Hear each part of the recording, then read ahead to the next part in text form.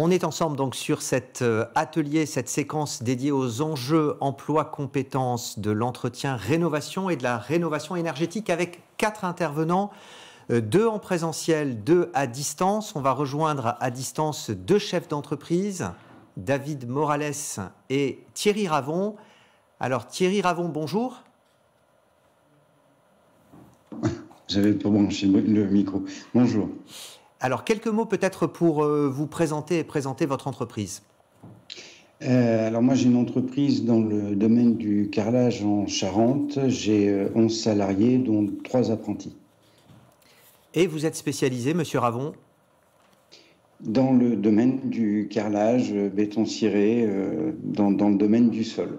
Avec principalement de la rénovation, et vous nous expliquerez tout à l'heure voilà, quels sont vos chantiers. Deuxième interlocuteur à distance, David Morales, bonjour. Bonjour. Quelques mots pour vous présenter, monsieur Morales, et présenter votre entreprise. Je m'appelle David Morales, je suis platiste.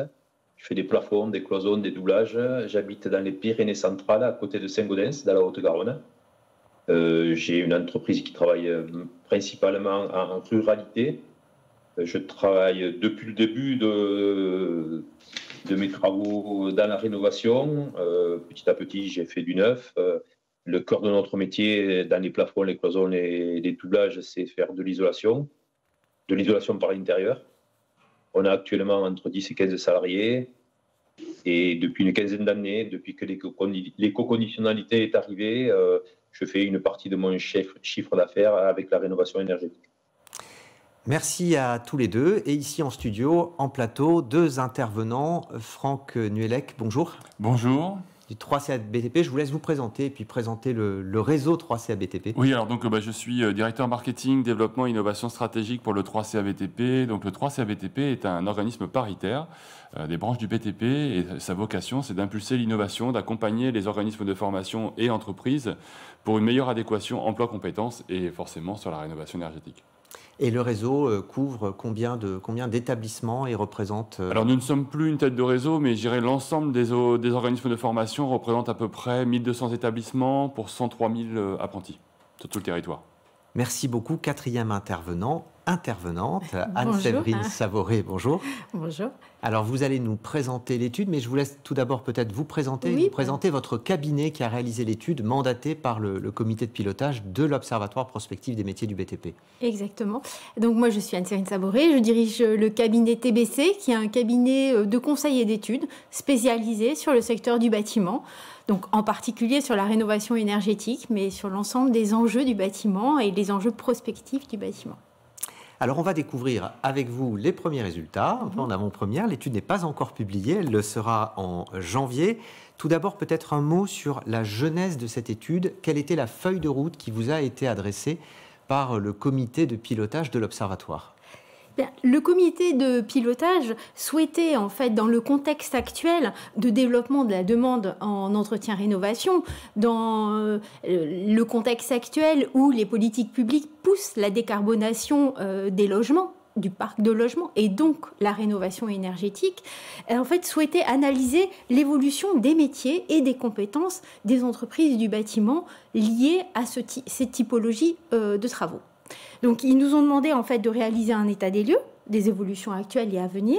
Ils nous ont demandé d'analyser aussi les impacts en termes d'organisation, finalement de l'organisation du travail, notamment vis-à-vis de la collaboration, de la coordination entre les différents métiers, entre les différentes entreprises, et puis aussi d'analyser les conséquences des évolutions en termes de métiers et de compétences. Alors on va voir avec vous comment cette enquête a été réalisée, quelle était la méthodologie, mais juste avant, on va solliciter les internautes, vous êtes plus de 200 à être connectés, avec un premier quiz. La question est toute simple, quelle est la part des entreprises qui collaborent avec d'autres entreprises du bâtiment dans le cadre de chantiers d'entretien rénovation? Cette question-là, Anne-Séverine Saboré, elle a été posée aux 600 entreprises du bâtiment. Vous allez nous parler de l'échantillon tout à l'heure. Donc, quelle est la part des entreprises qui collaborent? On vous propose 4 réponses possibles, 20%, 35%, 50% ou 65%. Et pour participer au quiz, c'est juste en dessous de votre écran. vous pouvez participer en direct. Et pour nos intervenants aussi, nos témoins qui sont connectés à distance, vous pouvez vous aussi d'ailleurs participer à ce sondage. On va vous laisser 2-3 minutes pour répondre. Et en attendant, Anne-Séverine, alors quelques mots sur la réalisation de l'étude, votre méthodologie au plan quantitatif et qualitatif.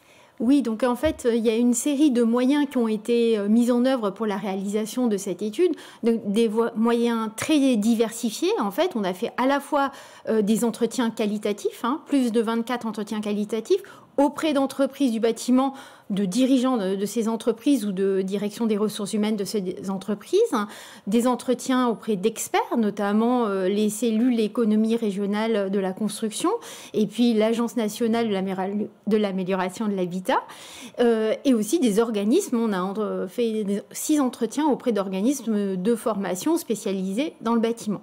Donc ça, c'est la partie qualitative.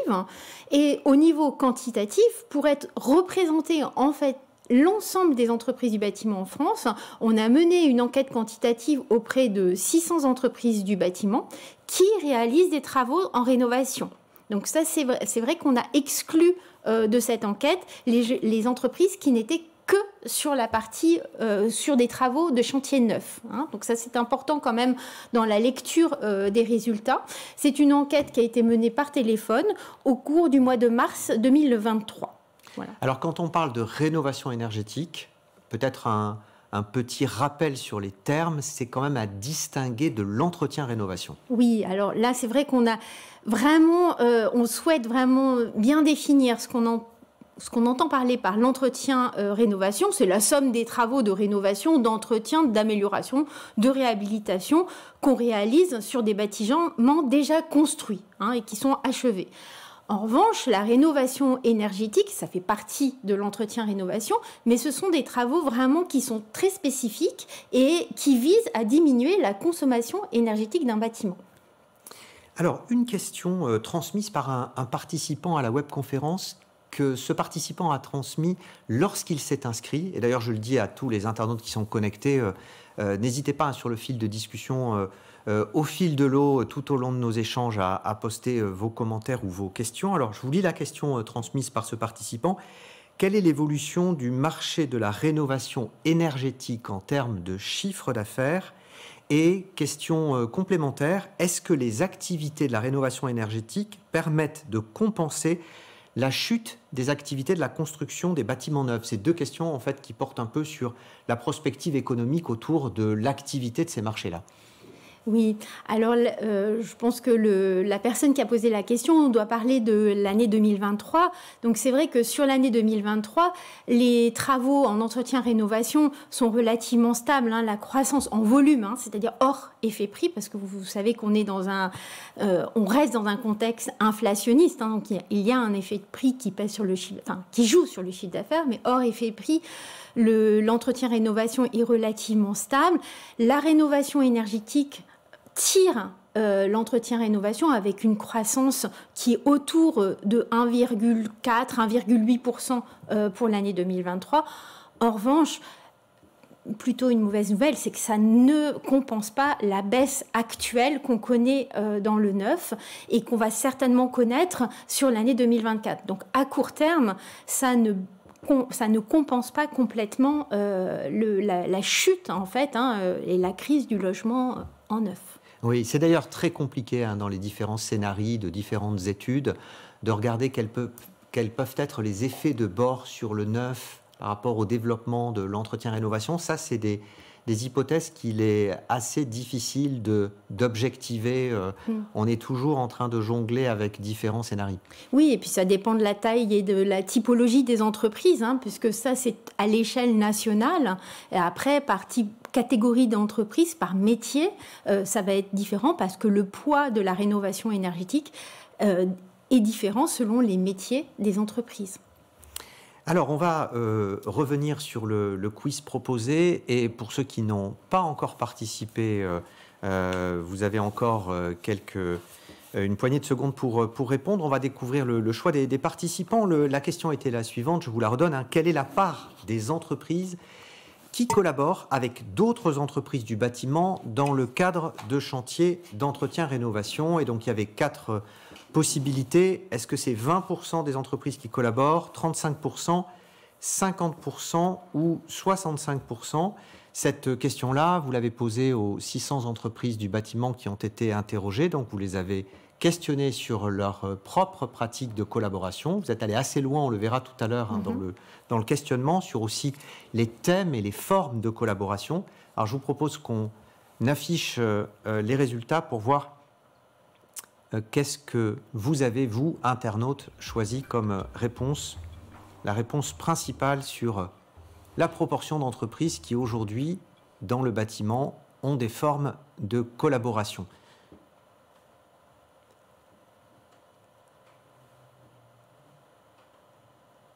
Alors, on va pouvoir découvrir sous peu les résultats. Donc, en fait, vous êtes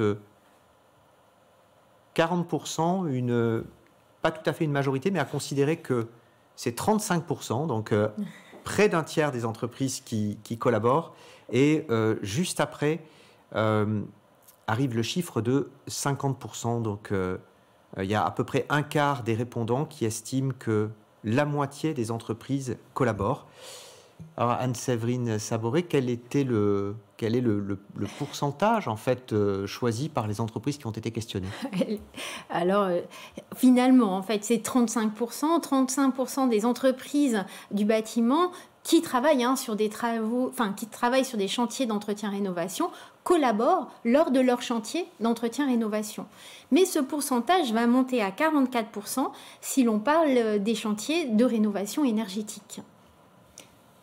Donc, je poursuis finalement sur finalement comment, puisque c'est ça la question qu'on a posée à ces entreprises, à ces chefs d'entreprise, c'est finalement comment vous collaborez, comment vous intervenez avec d'autres entreprises du bâtiment.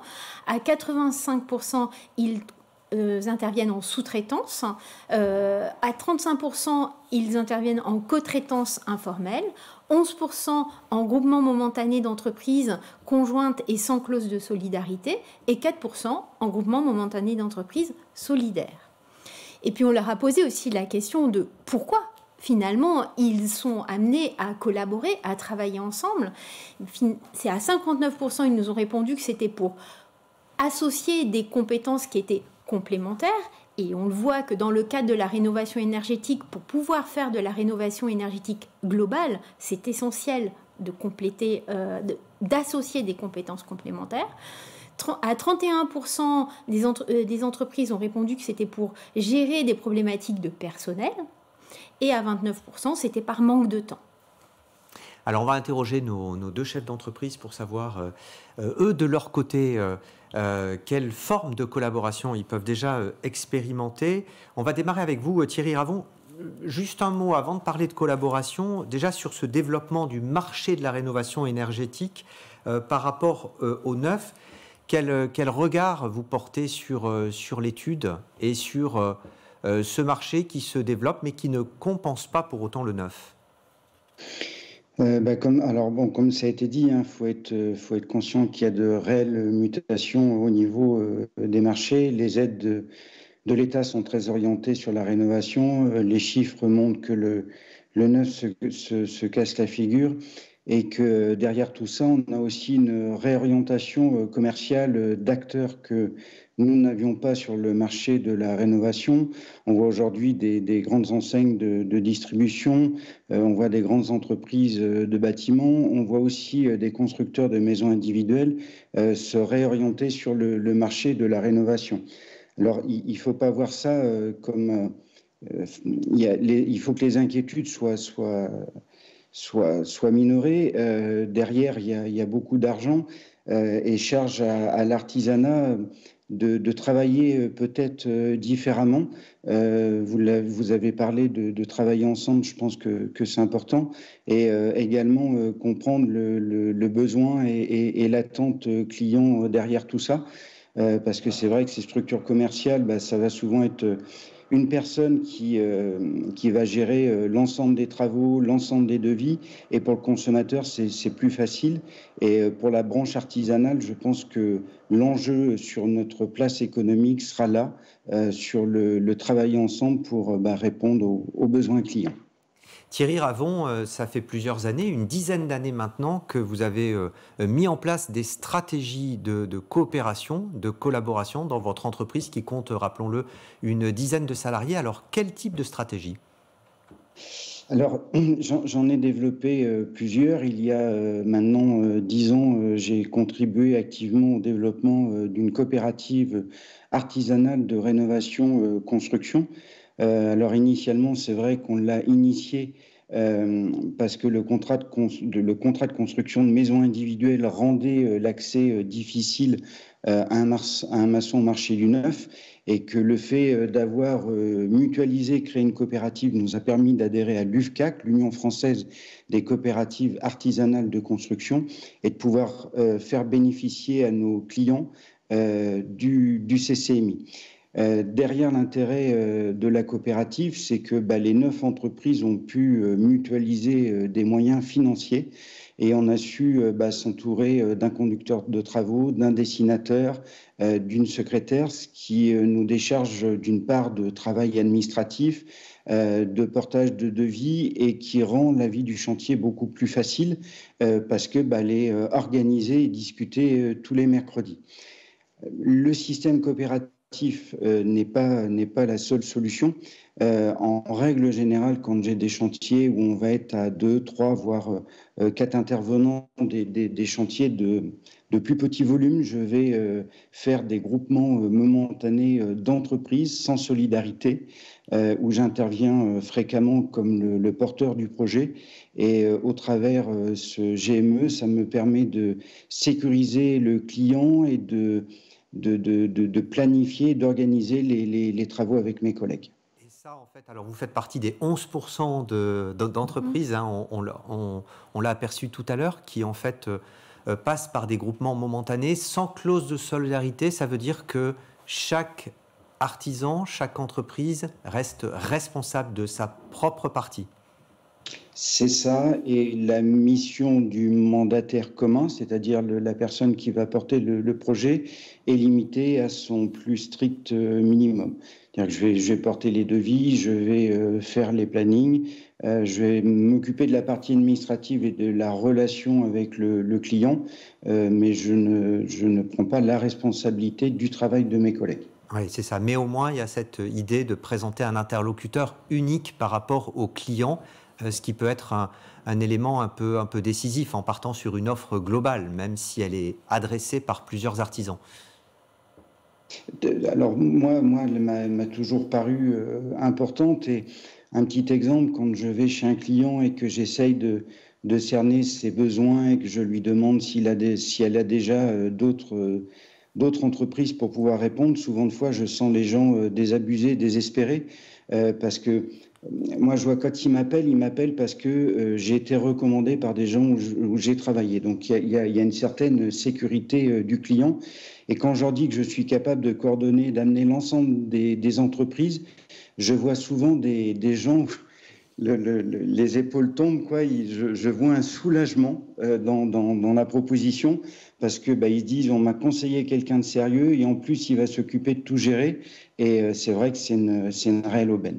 Oui, ça répond à de véritables attentes. David Morales, alors, vous avez, vous aussi, différentes formes de collaboration, co-traitance, sous-traitance, etc. De quelle manière vous vous engagez dans ces formes de collaboration? Pour quel type de configuration ou de demande de clients? Je joue des caméléons, moi, un peu. J'ai pas quelque chose de figé. On fait dans notre entreprise, on est ouvert un peu à tout. Ça me vient d'une réflexion de ma grand-mère qui me disait qu'il ne fallait pas mettre tous les œufs dans le même panier. Pour préparer notre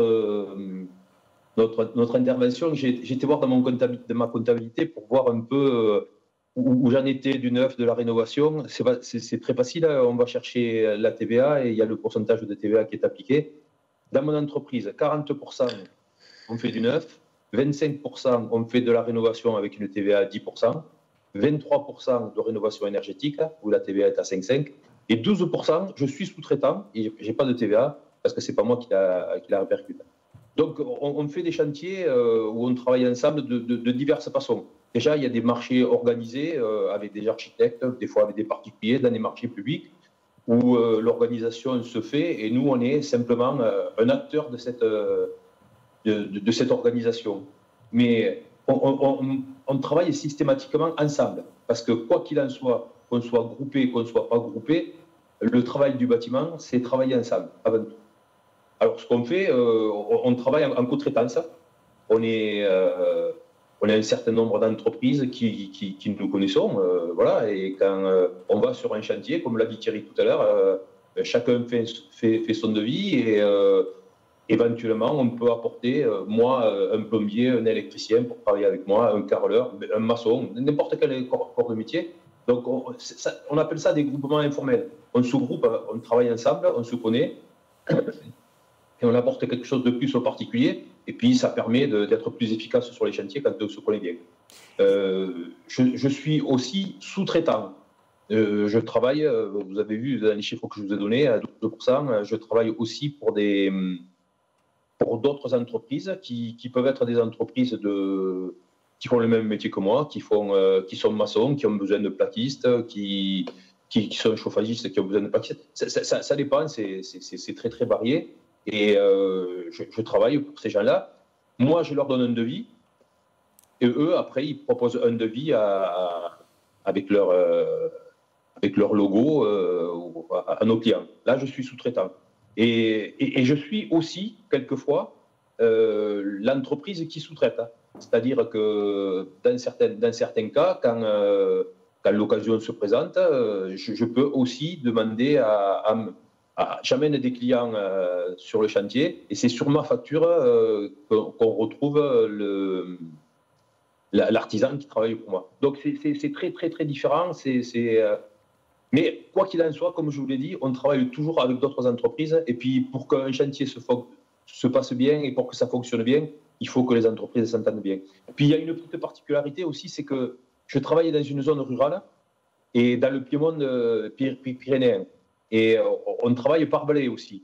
Et on a constitué des groupements informels suivant les vallées dans lesquelles on va travailler. Comme j'ai une entreprise un peu plus structurée, que je vais peut-être un peu plus loin que d'autres artisans, il m'arrive de travailler avec des électriciens dans une vallée, avec un autre électricien dans une autre vallée, ou un peu plus bas. Voilà, c'est jamais les mêmes, on est tout mélangé, c'est assez caméléon, comme je vous ai dit au début. Oui, votre quinzaine de salariés vous permet de capter aussi des marchés un peu différents ou un petit peu plus loin. Là, on a beaucoup évoqué avec vous la collaboration en amont en fait du chantier. Pendant le chantier, ça se traduit comment en fait? Par quel type de pratique? Mais, comme l'a dit Thierry tout à l'heure, ce qui est important, c'est pour les clients souvent, c'est d'avoir quelqu'un qui coordonne tout le monde et qui permet d'avoir un interlocuteur et qui n'oblige pas à faire des réunions régulièrement pour savoir où en sont les uns, où en sont les autres. Quand on collabore, on collabore en amont du chantier, on se prépare et après, quand on travaille, on se téléphone directement les uns les autres. On sait ce qu'on va faire, on sait à quel moment, nous, il faut qu'on s'arrête pour que l'électricien vienne, à quel moment il faut qu'on s'arrête pour que le plombier vienne, à quel moment l'électricien nous dit « tu peux y aller, j'ai fini, tu peux continuer ». Voilà, c'est hyper important parce que ça permet… C'est un peu le même travail que font… vous savez, moi, je réponds aussi à des marchés publics de plus grande ampleur. Le coordonnateur, l'architecte… il s'occupe de faire tout ça. Et nous, dans les chantiers de moins d'importance, et particulièrement en rénovation énergétique, on est capable de faire ça les uns avec les autres, les uns pour les autres, tous ensemble. Et puis, comme je vous ai dit, cette histoire de déplacement, vu la taille de mon entreprise et les choix qu'on a fait de pouvoir aller un peu plus loin, moi, je tourne à 80-90 km autour de chez moi, donc je peux aller beaucoup plus loin. Et je me retrouve à travailler avec d'autres entreprises qui elles, n'ont pas besoin d'aller aussi loin ou n'ont pas choisi d'aller aussi loin. Et je me retrouve à les connaître, à travailler avec eux un peu partout. Et puis, franchement, dans le choix que j'ai fait, moi, de mon entreprise, et que mon fils a fait aussi, parce que, bon, moi, je suis un petit peu vieux, j'ai plus de cheveux, et j'ai mon fils qui travaille avec moi, c'est lui qui qui va développer l'entreprise et qui va continuer après moi. Et ce qui nous plaît beaucoup, c'est que humainement, c'est très intéressant. On rencontre plein de gens, entre les clients, entre les artisans, des façons différentes de travailler. Et puis économiquement aussi, le fait d'être encore plus efficace, c'est intéressant. Oui, 2 plaidoyers pour la collaboration. Alors Franck Le Numélec, votre réaction alors, par rapport au constat à la fois de l'étude peut-être et aux 2 témoignages qu'on vient d'entendre? Alors oui, le constat est partagé. On voit bien, nous, aujourd'hui, au niveau des apprentis, qu'il y a aussi de nouvelles pratiques qui s'installent au niveau de la jeune génération. J'ai coutume de dire que ces jeunes fonctionnent en meute. Et donc, ils ont besoin de travailler ensemble, alors par le biais des réseaux sociaux ou pas, mais... En tout cas, ils ont cette envie de collaborer et on voit bien la nécessité et l'impact avec les propos de David et Thierry, la nécessité de travailler ensemble, l'étude le démontre et la réussite passe par ce collectif, par ce collaboratif, avec un engagement commun vers la qualité, vers le résultat. Et on le voit également qu'une rénovation performante passe par du multigeste. Donc après, on a un certain nombre de gestes à engager pour avoir une rénovation performante, mais il est important de noter qu'aujourd'hui, le fonctionnement en équipe est indispensable pour garantir une rénovation énergétique de qualité. Alors une question nous arrive par l'application. Quelle modalité demande cette interlocutrice entre artisans pour partager l'information, l'avancée du chantier? Y a-t-il des plateformes dédiées? Alors, qui est-ce qui souhaite répondre là-dessus? Soit nos chefs d'entreprise à distance, soit Anne-Séverine Saboré à travers peut-être les verbatims ou les entretiens quali que vous avez pu mener. Qui est-ce qui souhaite répondre là-dessus? Moi, je peux, si vous voulez. Allez-y, alors. Thierry Ravon d'abord, David Morales ensuite, je vous en prie. Oui, déjà, on a un outil qui est simple. On peut télécharger WhatsApp. Et je sais que nous, quand on fait des GME, même au sein de la coopérative, on a des fils WhatsApp comme ça pour pouvoir échanger au niveau des chantiers. Comme le disait tout à l'heure David, pouvoir anticiper l'organisation entre le moment où j'ai fini et qu'un collègue peut intervenir. Après, GME, des outils momentané d'entreprise. Hein. Oui. GME, Thierry Ravon, oui, groupement momentané d'entreprise. Voilà. Mais après, je dirais en termes de communication... moi, j'utilise personnellement WhatsApp et ça fonctionne très bien. Après, des outils numériques, on en a un tas à disposition qui nous permettent comme ça d'échanger au quotidien facilement sans avoir une tonne de mails en arrivant le soir au bureau. David Morales? Même réflexion. On fait carrément pour les chantiers des groupes WhatsApp. Comme ça, on les crée et on partage avec des documents, des relevés. Nous, mon fils est un peu plus avancé peut-être que les autres entreprises. Il a une tablette, il fait des plans. Et quand il fait les relevés, il les envoie à tout le monde. Comme ça, tout le monde partage le même outil. Et puis, on a aussi l'évolution de WhatsApp et puis les visios. On fait des visios directement les uns avec les autres. On se montre... Avec une visio, vous n'êtes pas obligé d'avoir votre visage, vous pouvez montrer une chaudière, vous pouvez montrer un plafond, vous pouvez montrer n'importe quoi. Et même nos salariés, avec les salariés d'autres entreprises et avec les autres entreprises, font des visios, s'envoient des photos, communiquent. C'est vraiment une autre façon d'envisager les choses. Moi, je me souviens, puisque je vous ai dit que ça faisait 41 ans que j'avais mon entreprise, quand on a commencé, les salariés, ils allaient sur le chantier et j'avais des informations le soir. Quelques années après, il y a eu des tam-tams, des tom-toms, des petits outils où on s'envoyait des messages. Après, il y a eu les téléphones. Et maintenant, avec toutes les formes de réseaux sociaux qu'il y a, tout le monde est connecté avec tout le monde et on crée des groupes WhatsApp, on les défait. Il y a un certain nombre d'éditeurs de logiciels qui nous tournent autour, qui veulent nous organiser avec des trucs extraordinaires. Mais ce n'est pas les outils les plus compliqués qui sont les plus faciles à utiliser. Oui. Et quand on a des jeunes dans l'entreprise, vous êtes obligé de passer par là. Moi, j'ai des jeunes dans les entreprises qui me font des photos et qui me font des petits films avec les photos tout au long du chantier avec une petite musique derrière pour montrer ce qu'ils ont fait. Ils envoient ça sur les réseaux sociaux parce qu'ils sont contents de ce qu'ils ont fait.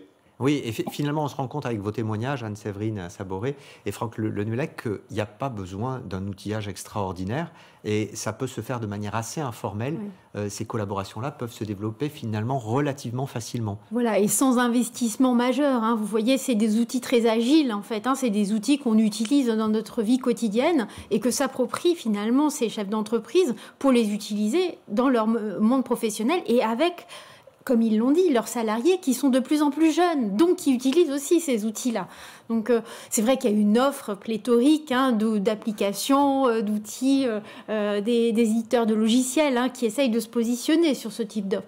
Mais en tout cas, pour les entreprises de plus petite taille, il n'y a pas besoin d'investissement majeur pour collaborer. En fait, on a des outils qui existent et qui n'ont pas besoin d'inventer, de réinventer la poudre pour monter là-dessus. En complément peut-être, Franck? Oui, tout à fait. C'est qu'il faut repositionner le digital à sa place. Le digital doit répondre à des usages et pas l'inverse. Et il est important de noter que cette nouvelle génération va faire changer les comportements, il fait déjà changer les comportements, et on voit bien que cette génération qui représentera quand même 50% de la population active en 2030, donc il est important de se laisser, on va dire, embarquer par cette génération digitale et donc de changer nos pratiques. Anne-Séverine, l'étude apporte des précisions sur les thèmes, les sujets de collaboration entre entreprises, de l'amont à l'aval finalement des chantiers. Vous allez nous les présenter, mais juste avant, on va proposer à nos participants qui sont connectés un deuxième quiz et vous aurez 2-3 minutes pour y répondre. Deuxième quiz qualitatif, on va dire. Selon vous, quelle est la principale stratégie adoptée par les entreprises pour répondre aux demandes sur le marché de l'entretien-rénovation? Donc, vous allez juste en dessous de l'écran pour participer au quiz et on vous propose 5 réponses. Vous en choisissez une. Principale stratégie, est-ce que c'est de la co-traitance ou sous-traitance? On vient de l'évoquer. Le recours à l'intérim, la formation des salariés, le recrutement de salariés ou d'alternants ou, 5e réponse, la diversification des activités, donc l'accès à de nouveaux marchés. Donc, on vous laisse quelques dizaines de secondes pour répondre à la question et en attendant que vous répondiez, Anne-Séverine, sur les sujets de collaboration entre entreprises, que révèle l'étude?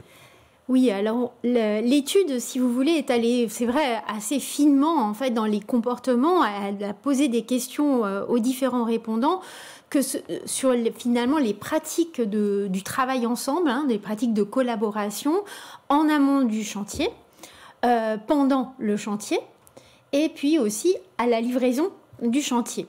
Donc on a mis en vert en fait les chiffres, les pourcentages en fait des entreprises qui collaborent à ce moment-là en vert foncé en fait pour vous montrer que là on avait un chiffre qui était quand même assez robuste pour montrer que c'était des zones en fait, des parties sur lesquelles il y avait une forte collaboration.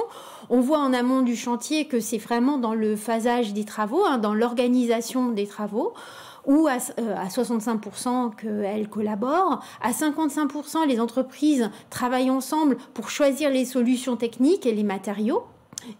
Donc ça, c'est en amont du chantier.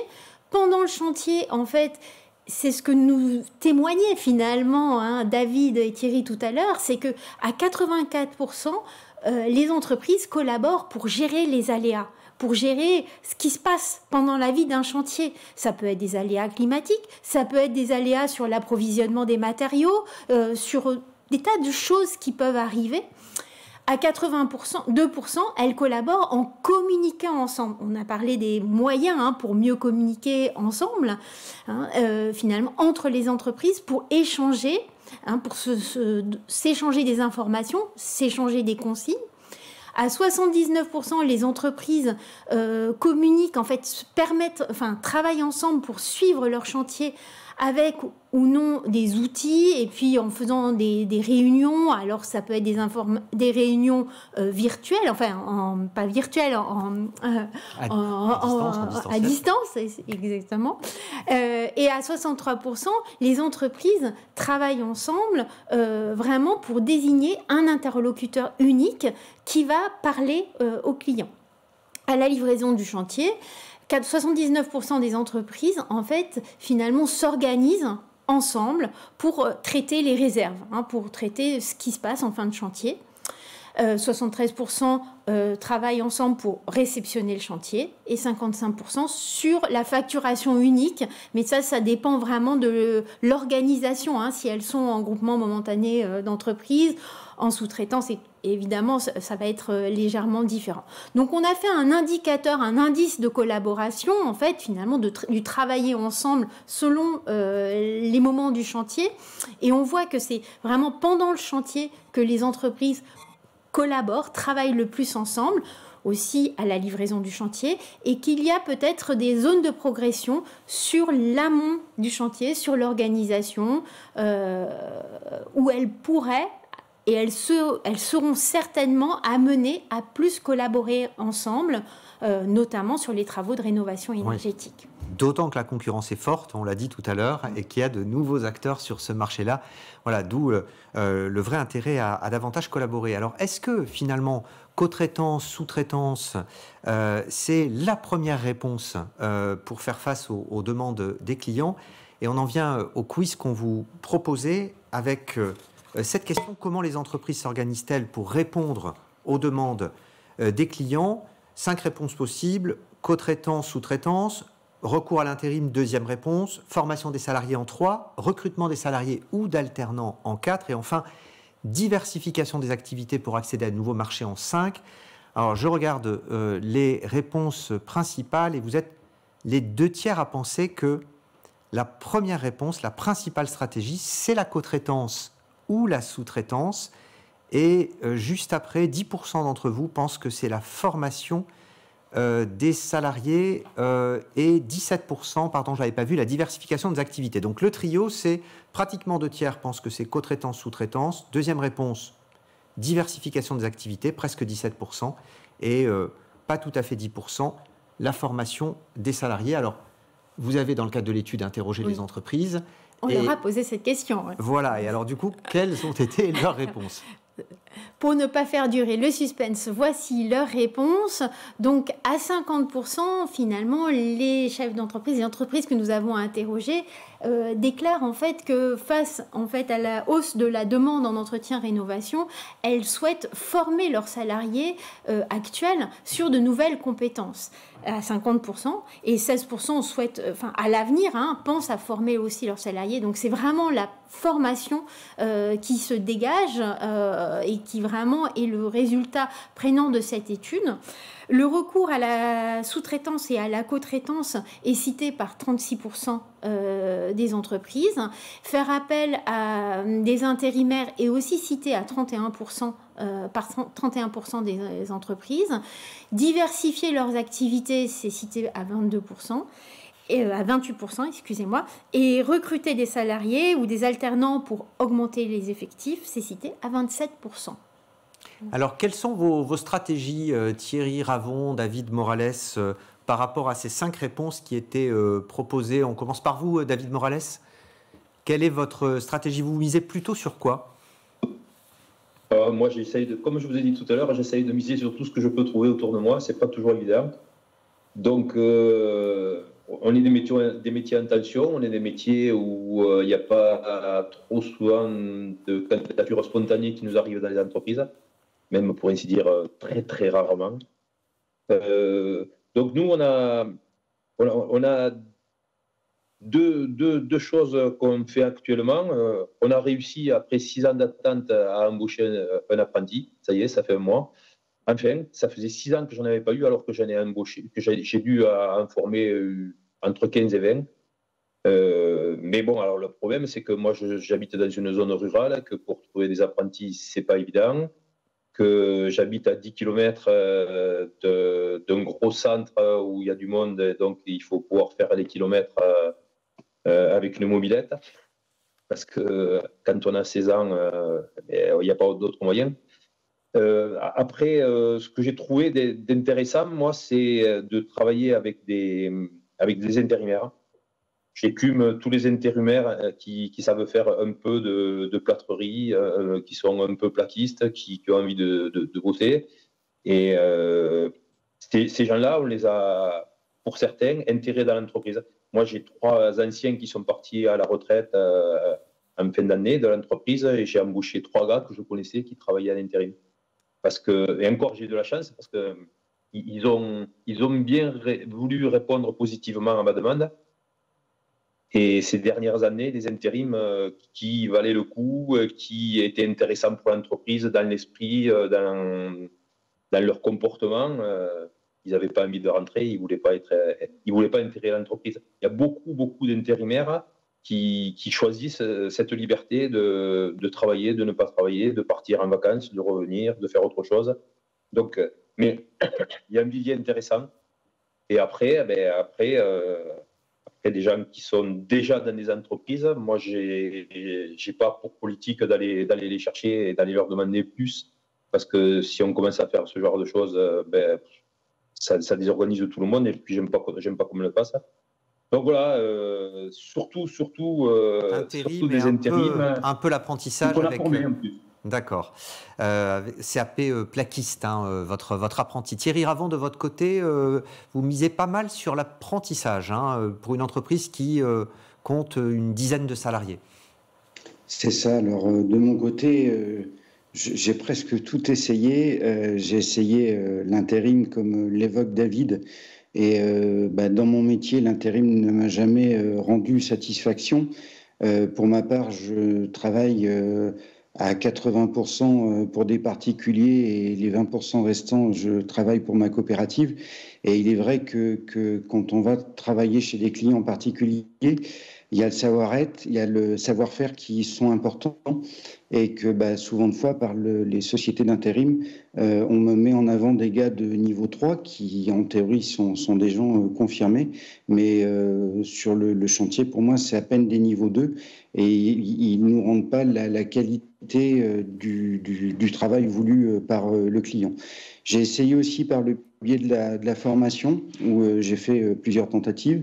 Jusque-là, ça a été des échecs parce que quand les gens font des formations, ils sortent avec un équivalent d'un CAP en des exigences salariales, mais sont loin parfois du niveau d'un apprenti qui sort d'un CFA. Alors, comme vous l'avez dit, oui, je mise sur l'apprentissage. Et je mise aussi sur le bien-être ou l'attention qu'on va porter aux salariés dans notre entreprise pour essayer de pouvoir récupérer les meilleurs. Et je sais que dans le cadre de notre entreprise, sur le CFA qui est en proximité, les jeunes discutent et j'ai des jeunes qui sont venus me voir pour me dire j'ai entendu parler de votre entreprise et du confort entre guillemets, parce que quand je dis confort, ça veut pas dire qu'on boit le café et qu'on ne travaille pas, mais on respecte les gens.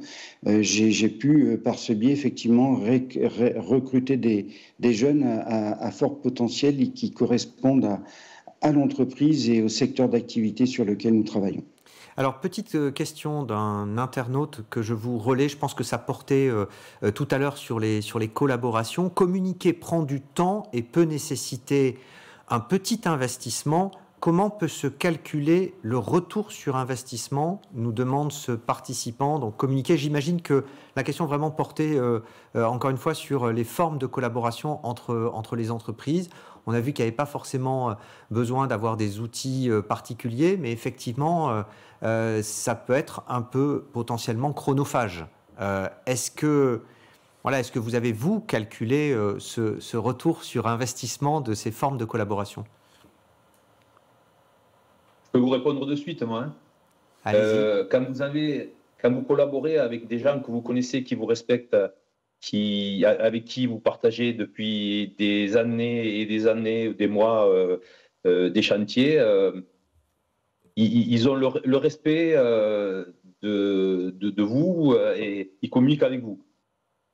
Quand vous avez des chantiers où il y avait des gens que vous ne connaissez pas, ils ne sont pas tous très communicants, ils ne sont pas tous très à l'écoute. Et par expérience, quand vous arrivez sur un chantier lundi ou un mardi matin, que vous aviez prévu de travailler et que l'électricien était passé par là, quand vous vous retrouvez là et que l'électricien n'est pas passé et que vous repartez, là, vous comprenez ce que ça vous coûte en temps et en argent. Voilà. C'est rien que ça. Communiquer pour savoir où on en est, savoir ce que font les uns, ce que font les autres, c'est déjà gagner du temps parce qu'on peut s'organiser pour se coordonner. La coordination sur un chantier, il n'y a rien de plus efficace pour être efficace. Autre question, Thierry Ravon, autre question d'un participant. Question à l'adresse des employeurs, dit ce participant. Avez-vous des liens avec le service public de l'emploi, mission locale, Pôle emploi, pour des besoins de recrutement, des mesures d'aide à l'embauche, etc. C'est des canaux que je n'ai pas négligés, sur lesquels j'ai travaillé.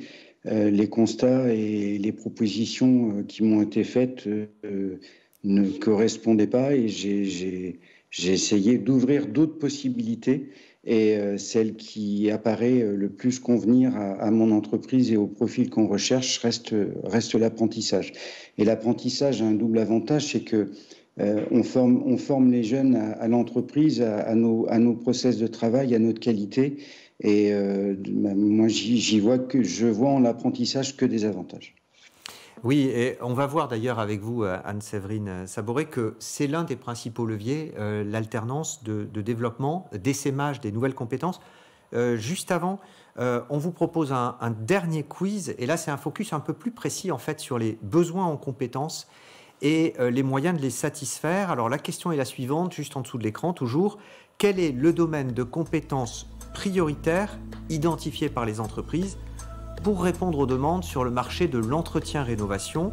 Et on vous propose le choix, une réponse unique parmi 7 réponses possibles.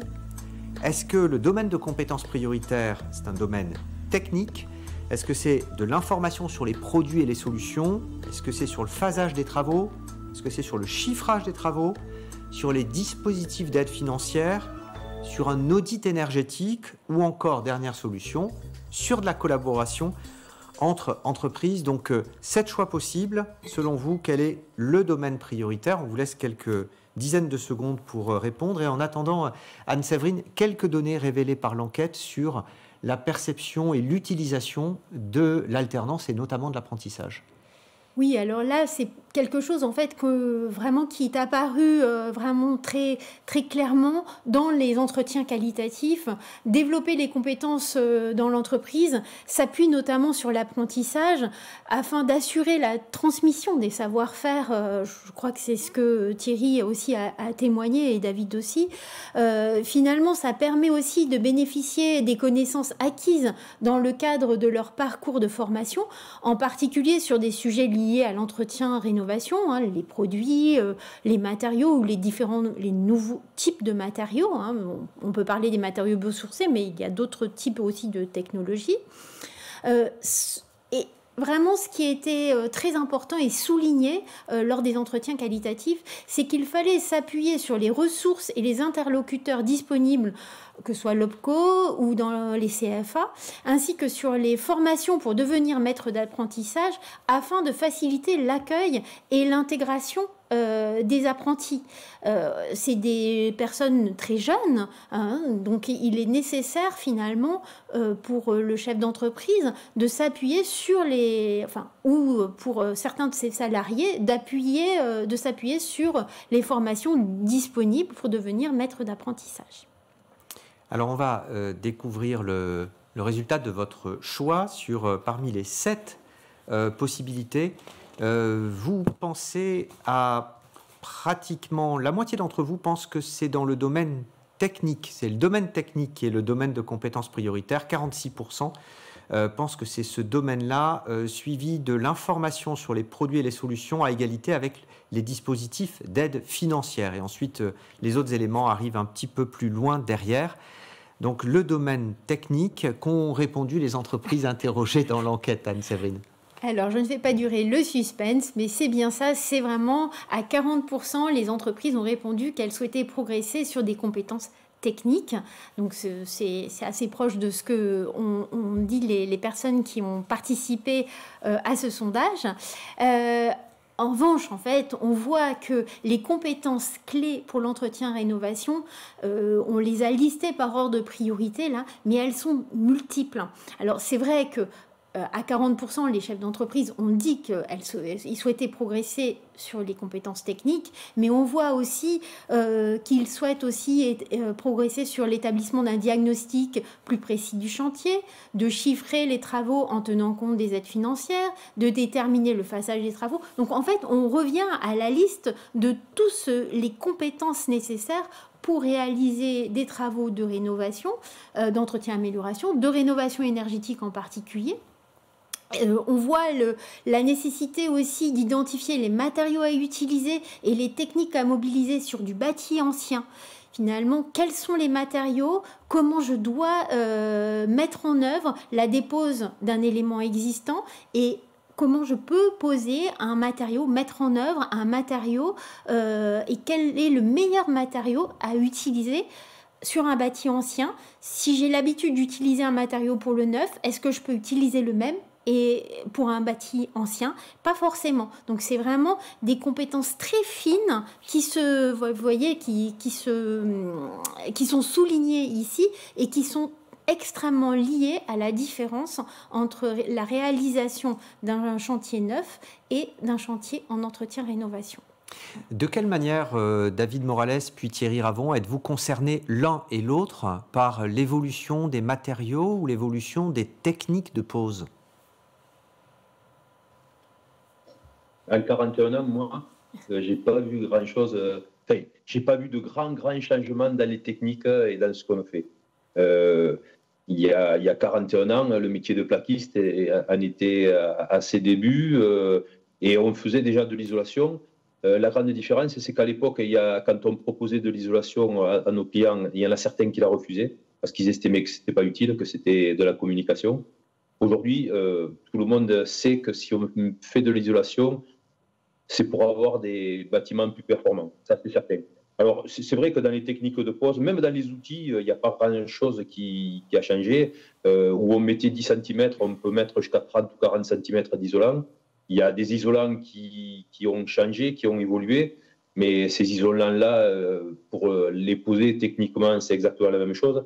La seule chose qui a un peu changé, c'est que maintenant, dans certains cas, on nous impose des membranes d'étanchéité à l'air, ce qui ne se faisait pas par le passé. Mais après, c'est surtout les matériaux qui changent et qui ont changé de nos jours. Il n'y a pas de révolution. La révolution, elle s'est faite juste avant que nous, les plaquistes, on arrive. Elle s'est faite au moment où il y avait des plâtriers qui montaient des briques et qui faisaient du plâtre. Et la grande révolution s'est faite à ce moment-là. Depuis, il n'y a pas grand-chose qui a évolué, à part qu'on a des plaques de plus en plus lourdes. Mais bon, alors ça, c'est un combat aussi. Voilà. Et encore... je pense que... Oui, non, j'allais vous demander encore peut-être une précision. Vous disiez finalement assez peu d'évolutions dans les techniques de pose, mais des évolutions dans les matériaux, des évolutions aussi de la réglementation, ça on le sait. Du coup, l'apprentissage sur ces nouveaux matériaux, il se fait plutôt en situation de travail ou vous avez recours de temps en temps à des formations, des dispositifs, des parcours particuliers? Les formations, en fait, dans mon entreprise, les formations qu'on fait, c'est des formations obligatoires, les échafaudages, des formations à l'électricité, etc. Après, on s'auto-entretient les uns les autres. Les anciens apprennent aux jeunes générations et c'est ce qu'on fait avec l'apprentissage, mais c'est ce qu'on fait aussi avec les gens qui sont pas très, très compétents qu'on embauche dans l'entreprise et c'est nous qui les formons. On les amène à les techniques. Et après, vous parliez tout à l'heure du choix du meilleur ou du choix des matériaux. C'est la compétence de l'artisan, ça. C'est l'artisan qui fait le choix et après, il l'explique à ses salariés. Mais les salariés, ils ont besoin d'avoir les compétences techniques. Vous en avez beaucoup parlé tout à l'heure. C'est pas sur l'isolant qu'on va avoir de la technique, c'est sur la plaque de plâtre, sur la façon de la poser, la façon de faire des plafonds, des cloisons, des doublages.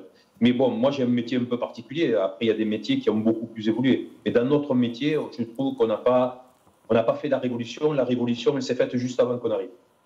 Thierry Ravon, dans le domaine du carrelage, est-ce qu'il y a des évolutions des techniques de pose ou est-ce que c'est, comme pour les plaquistes, plutôt les matériaux qui ont évolué et la réglementation? Alors, c'est un petit peu comme les plaquistes. Après, ce qui est vrai, c'est que les clients changent et posent des questions qu'ils ne posaient pas par le passé. et qu'on a tout un tas de nouveaux matériaux biosourcés qui peuvent justement nécessiter des formations et des connaissances sur leur façon de poser.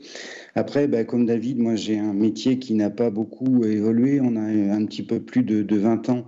On a les chape fluides qui sont arrivés, qui nous facilitent le travail pour coller le carrelage dans certains domaines.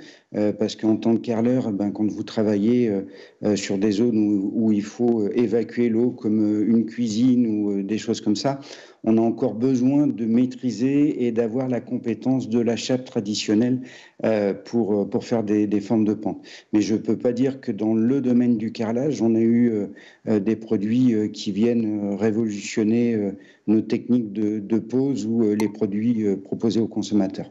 Un participant demande « Quid des matériaux bio et géosourcés ?»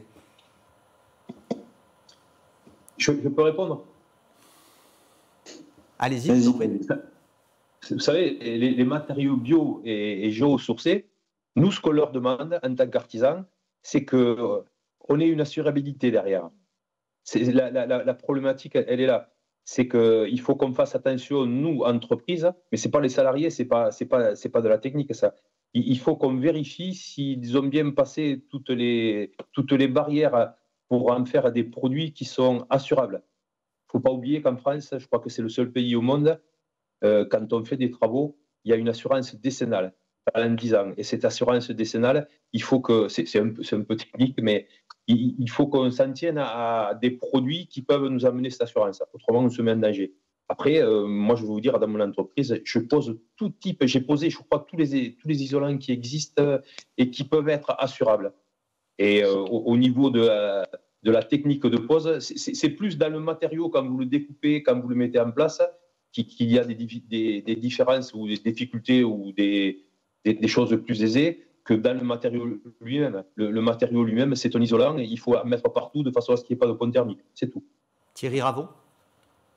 Je n'ai rien de plus à rajouter ce que vient de dire David, si ce n'est que quand on parle de pont thermique, isolez vos seuils, s'il vous plaît, c'est 7% de déperdition de l'énergie d'une maison. Merci pour le conseil très pratico-pratique. Alors, vous parliez tout à l'heure des attentes des clients qui avaient aussi beaucoup évolué. De quelle manière se fait chez vous la formation des salariés? Est-ce que les apprentis, finalement, ils ont déjà ça dans leur parcours? Et est-ce que pour vos salariés, déjà en poste, il y a des formations particulières pour leur permettre à la fois peut-être de mieux connaître certains matériaux et peut-être de mieux savoir écouter le client et répondre à ses attentes? Je peux répondre, Thierry? Vas-y. Allez-y tous les deux à deux voix, peut-être c'est intéressant d'avoir votre point de vue à chacun.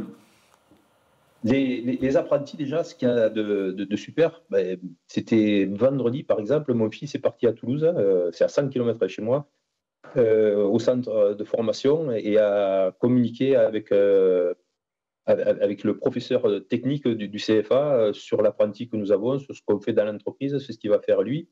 Et je sais que les règles de base, par exemple, le travail qui se fait dans un CFA autour des DTU, c'est hyper important. C'est des choses qui permettent de connaître les règles de base.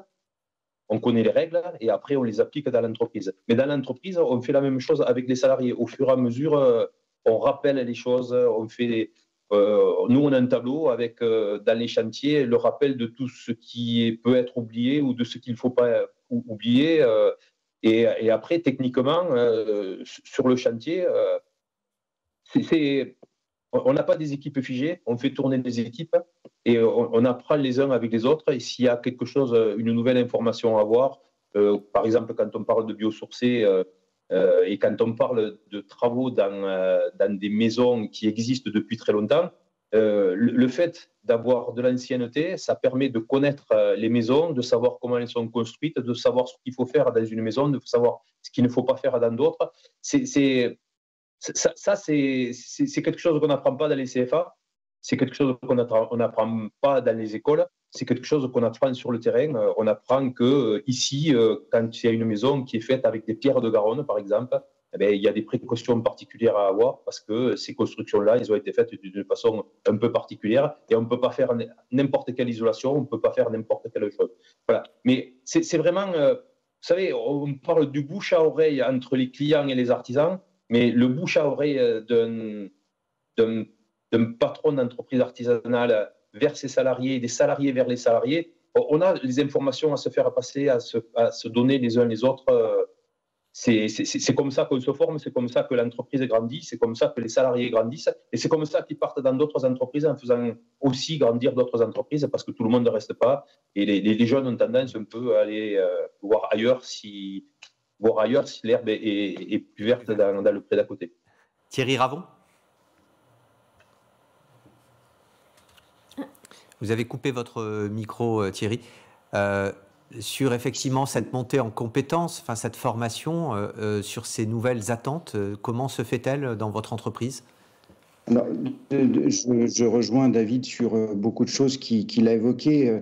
Ce que nous, on fait aussi dans l'entreprise, c'est que 2 jours par an, on va se poser avec les salariés. Je vais essayer de motiver parfois des fournisseurs avec qui je travaille. On va aller, par exemple, visiter une usine et l'après-midi, on va faire un point technique pour rappeler tout le b.a.-ba, les règles essentielles. Et après, comme le soulignait David, on échange beau. Alors moi, je suis plus technicien que de mise en œuvre, mais on discute énormément avec nos salariés pour toujours rappeler les règles. T'as fait attention à ci, t'as fait attention à ça, t'as pensé emmener tel produit pour préparer comme ça. C'est une communication quotidienne. Et c'est vrai que les apprentis, c'est un plus aussi parce que le fait qu'ils sont à l'école, des fois, ça éveille à des nouvelles techniques ou des nouvelles règles auprès des aînés. Et c'est l'échange qui permet toujours d'évoluer, d'être au goût du jour.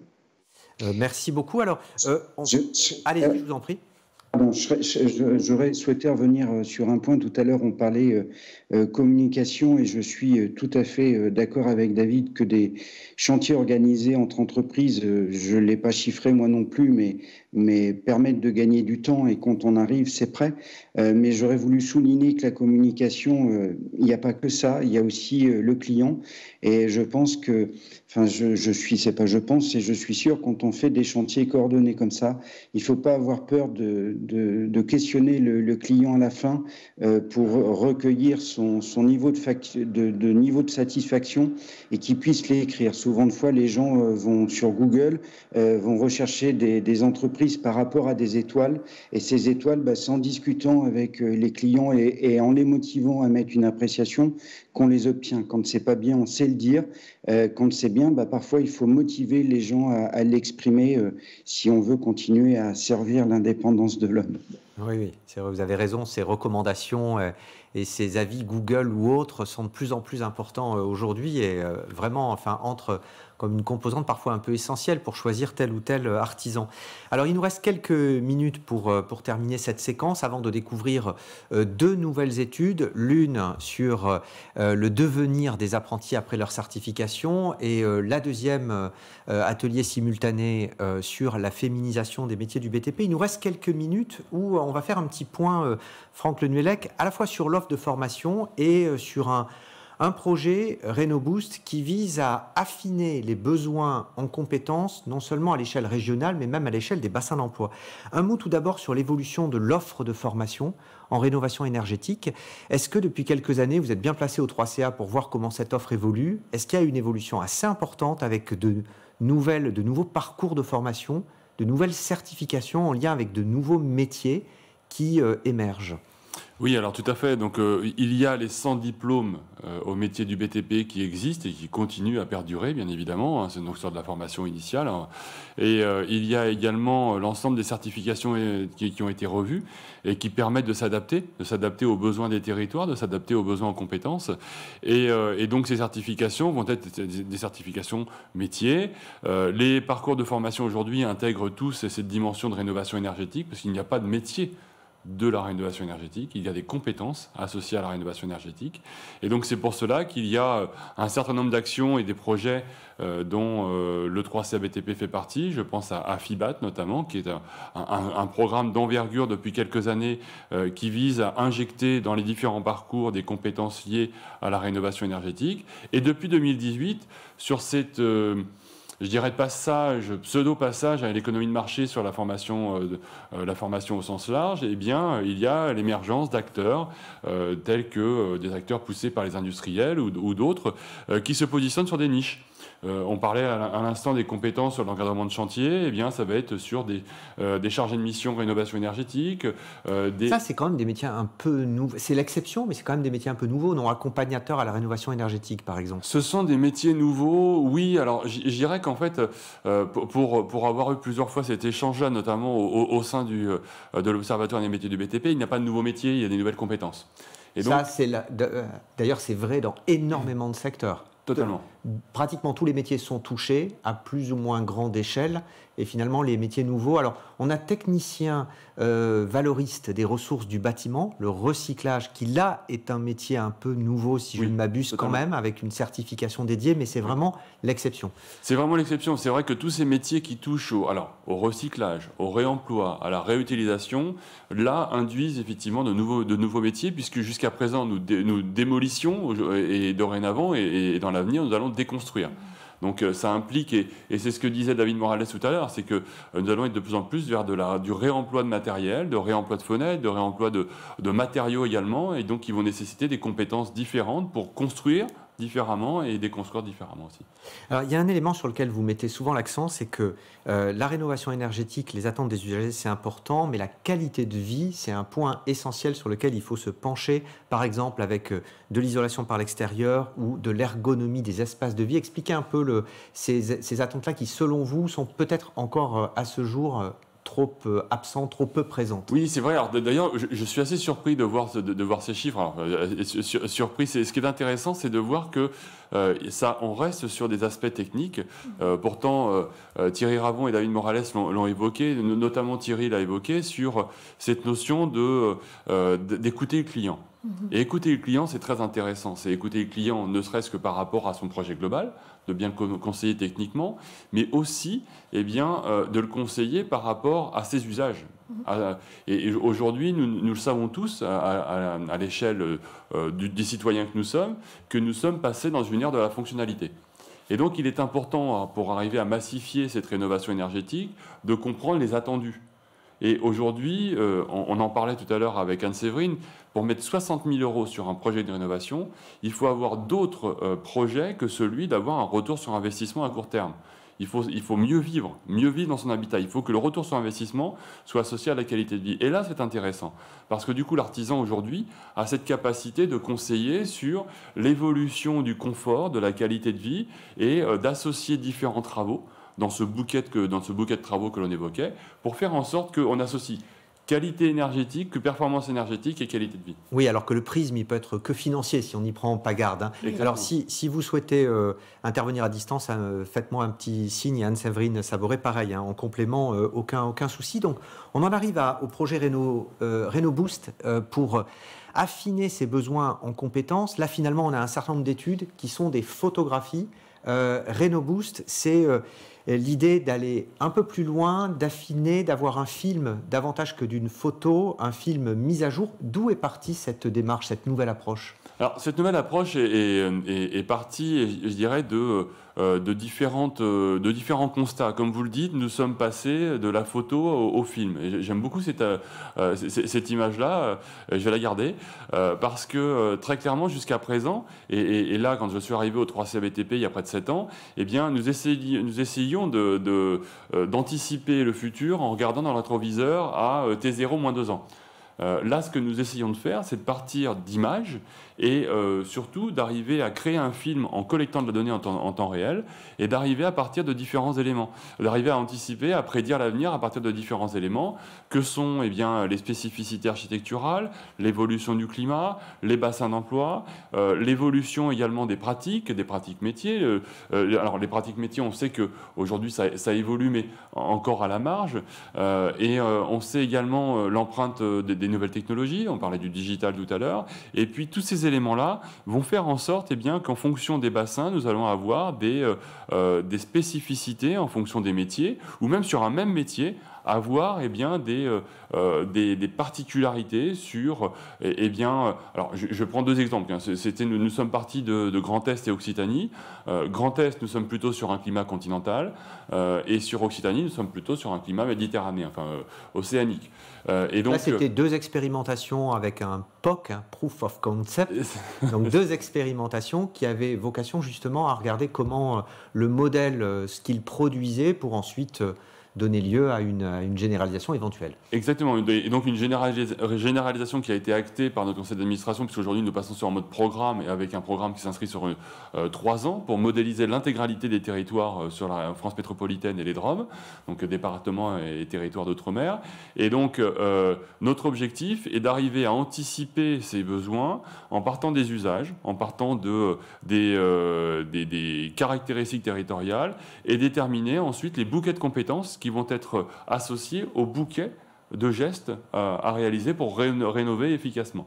Alors, vous nous avez préparé un visuel et je vous laisse peut-être faire quelques commentaires. Là, on voit justement au milieu les clients, les OF, organismes de formation, les entreprises, avec un certain nombre de considérants qu'on prend en compte justement pour établir cette modélisation qui est vraiment multifactorielle par rapport à d'autres études. Exactement. Donc là, vous allez retrouver, bon, je ne vais pas, je l'ai déjà évoqué, mais ce qui est important, c'est de se dire que nous sommes sur 2 piliers. Le premier, c'est comprendre, c'est analyser, comprendre les besoins des territoires en partant des usages. Et ensuite, une fois que l'on comprend bien, eh bien, on peut arriver à agir sur 2 volets, l'aspect attractivité et l'aspect compétence, besoin en compétences. Et ce qui est intéressant, c'est d'arriver à anticiper à horizon 2030, mais au-delà. J'ai envie de dire, vous êtes un peu sur l'Amazon des besoins en compétences, c'est de se dire, aujourd'hui, avant même de passer votre commande sur Amazon, votre commande est déjà prête dans l'entrepôt logistique. L'idée, c'est d'avoir la même chose en embarquant l'Observatoire des métiers du BTP, les cercles, les différents acteurs territoriaux pour anticiper ces besoins en compétences. Donc c'est un horizon plutôt de moyen terme, plutôt de 5 ans, 5-10 ans 5 ans. 5 ans pour ensuite avoir un taux de fiabilité qui va croissant en fonction de la date d'échéance. Alors, quel est le retour d'expérience sur Grand Est Occitanie? Vous nous avez préparé un deuxième visuel qui donne un peu à voir ce que... Oui. Alors, donc, je vous prie de m'excuser, donc c'est un peu petit, mais donc nous avons identifié en partant des besoins, et bien que nous avons identifié trois scénarios de réponse, puisqu'il est important de voir en fonction des passoires thermiques, en fonction de la classification des PE, et bien que tous les travaux ne sont pas menés en même temps. Donc, en fonction des volumes, en fonction des priorités sur un territoire, vous allez avoir des scénarios à mettre en œuvre, et ensuite, eh bien, en fonction des scénarios, en fonction des besoins, vous allez avoir un certain nombre, nous avons, dans le cadre de notre modélisation, identifié un certain nombre de métiers concernés par ces besoins. Et ensuite, au-delà des métiers, il y a les volumes. C'est-à-dire que nous mettons en regard, d'une part, et là pour le coup c'est incomplet, puisque dans les prochaines études, nous allons intégrer la dimension recrutement, mais nous mettons en regard les besoins de manière dynamique, les besoins en compétences. Ensuite, nous avons la formation. L'offre de formation. L'offre de formation. Et ensuite, eh bien, le nombre de personnes, de demandeurs d'emploi sur un territoire pour arriver à faire matcher et valider le dernier kilomètre de la formation. Je prends un exemple. Vous avez la gestion de projet aujourd'hui, c'est un élément prégnant. Vous avez eh bien, des électriciens dans l'automobile qui vont peut-être être en reconversion. Et bien, à ce moment-là, c'est de les embarquer sur le secteur de la rénovation énergétique avec des petites formations qui vont pouvoir être dispensées. Oui, et on aura ça par bassin d'emploi, donc vraiment expérience à suivre et qui va être généralisée dans toutes les régions.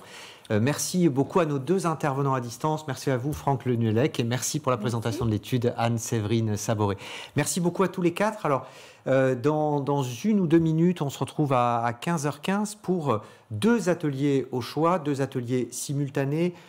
L'un sur la féminisation des métiers du BTP. Finalement, vous restez connectés sur cet écran. Pour tous ceux qui choisissent plutôt d'assister à l'atelier sur le devenir des apprentis après leur certification, vous allez juste en haut de l'écran, il y a un menu déroulant et là, vous choisissez l'atelier devenir des apprentis qui sera animé par Hervé Dagan, le responsable technique de l'Observatoire prospectif des métiers du BTP. 2 ateliers qui vont durer 45 minutes, donc on se retrouve dans un peu plus d'1 minute. À tout de suite.